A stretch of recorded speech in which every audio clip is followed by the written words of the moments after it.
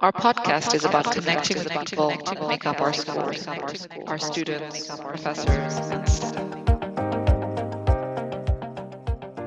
Today we're speaking to a third-year bachelor student who participated in the online hackathon against COVID-19 organized by the EPFL Student Association, Lauzhack. Over 100 project teams worked day and night to develop applications to help tackle the coronavirus. Our guest came up with an application called HospiLive. It's an application that helps physicians get real-time updates on hospital services and equipment. So hello, my name is Camille. I'm a third-year bachelor student in Système de Communication at the EPFL. Can you tell us more about your application and how the idea came about? Yeah, sure. So my parents work in the hospital of Strasbourg, where the crisis was particularly harsh. So when we started to get together with my teammates, so my teammates were Corentin Junot, Émeric Martin, Neil Chenoufi, Alexandre Tellier, and Edouard Dufour.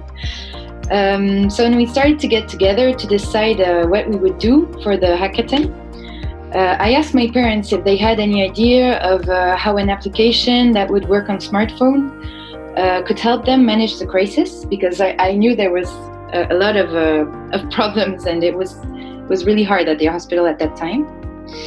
And so together we designed HospiLive, an application to be used by the doctors on their smartphones, mainly to facilitate the communication of all the medical and technical data.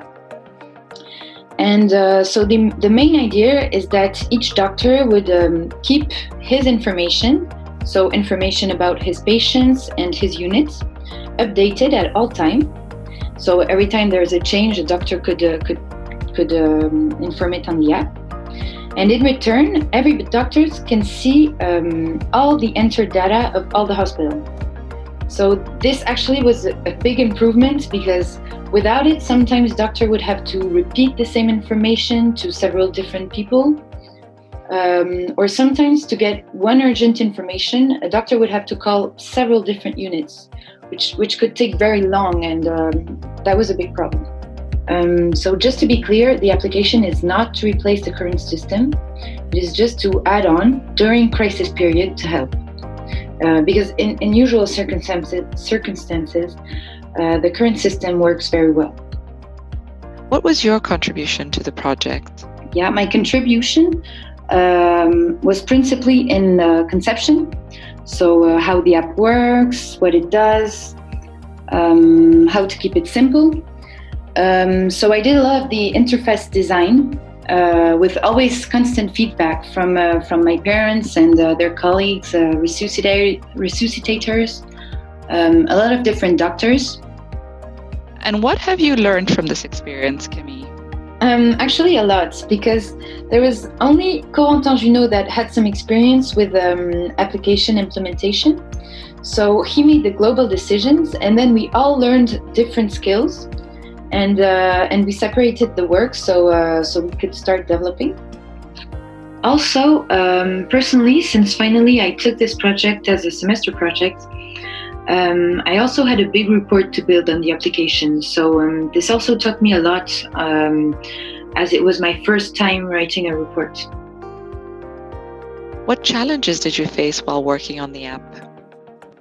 I personally focused on the design and interface of the application. So mainly my job was to understand the doctor's needs and then decide with them what the application would manage. And then I would take their demands, organize them together, and draw the interface of the application. So yeah, the first challenge was to process all these raw medical information and all these demands, and choose a global organization that would manage them all. Then a second challenge was that all along the design process, we had to keep in mind that the application had to be very quick and easy to use. Because indeed, the whole point of HospiLive is that it should be so quick and so easy to use that if anything happens in the hospital, like if a bed is freed in intensive care, the doctor can enter it in the application in 2 clicks. That way, all the information in HospiLive is correct at all time, which is essential in a crisis period where, for example, very few beds are freed in intensive care. More than ever, security is a key aspect when it comes to applications. How did your group tackle this? I'm maybe not the best one to answer this question, as my friend Corentin Junot tackled more about these problems, but he worked a lot on the security, and this actually was checked by the technical services of the hospital. One of the first things they did was that they gave us all their sort of checklist that we had to make sure of functions, and they checked the application, and they say that just security-wise it was okay, and we had all the security we needed for implementing it in the hospital. So that was really cool. Camille, what is the status of the project now since April? Yeah, that's a very good question, because it's actually in discussion. The development is finished. There's always some improvements we can do, but globally it's finished, it's functional, and it's already tested. Now we're in discussion with the doctors and the technical service of the Hospital of Strasbourg, which is the hospital that we target the most because it's the hospital where we have contacts. So to see if they can actually use it. And all the doctors are really supportive.